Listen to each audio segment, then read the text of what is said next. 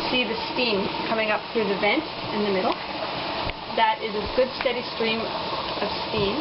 So you want to set your timer for 10 minutes now. And then after that you can put your weight on.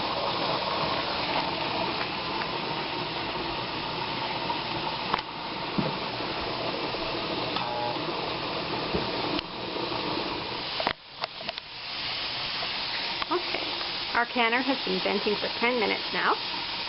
And now I'm going to put the weight on.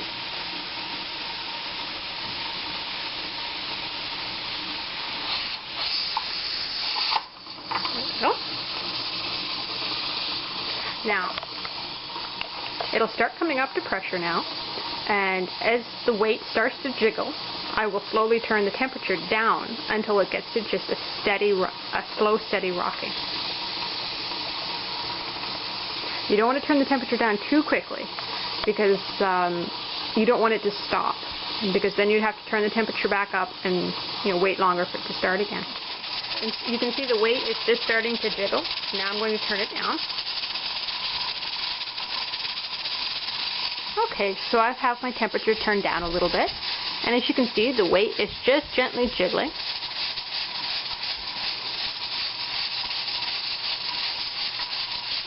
The camera looks like it's making it a little bit faster than it actually is, but it's just slowly rocking back and forth. Now I'm just going to set my timer for 40 minutes.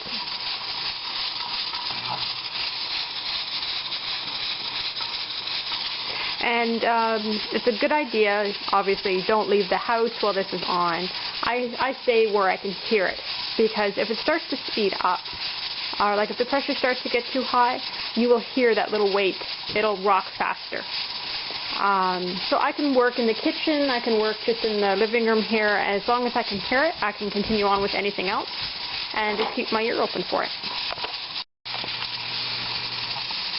Okay, our timer's gone off. So now all I'm going to do is turn off the temperature.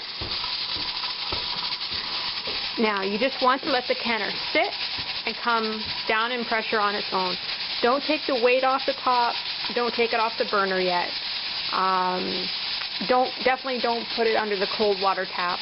Like sometimes you do that when you're pressure cooking food and you need to cool it quickly. You just want this to come down on its own.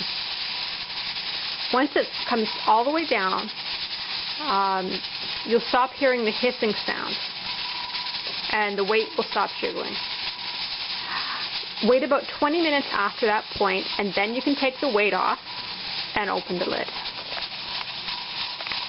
Okay, temperature's only been off for a few minutes, and as you can see, the weight has stopped jiggling, and you can hear the steam starting to vent out.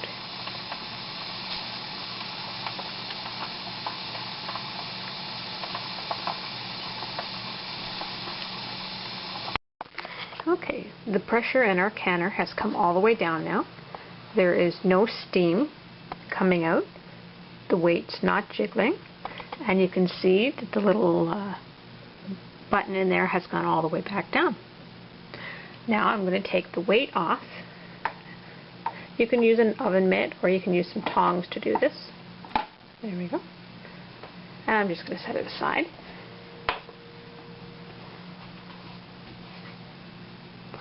Now, this is a little hard with one hand, but I'm going to twist the lock off.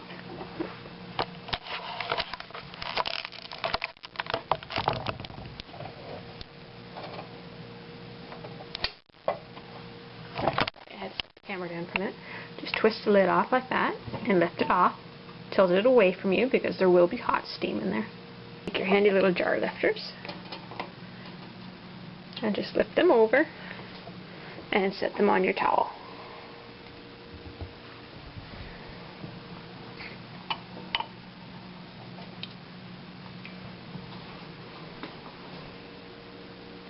There you go. You can see they're still boiling inside.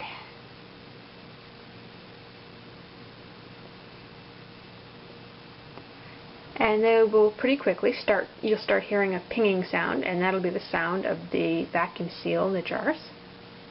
And let these sit for 24 hours without disturbing them. That helps the sealant to dry and get strong.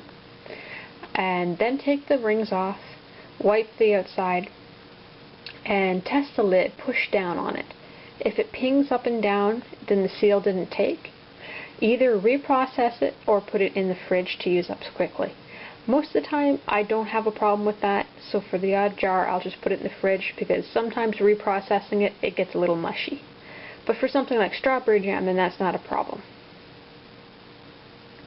Anyway, so I hope you can see that canning peas and any other vegetable is actually very easy. And aside from the time it takes in the canner, it's actually less work than doing something like strawberry jam. So enjoy, and I hope you can give it a try soon.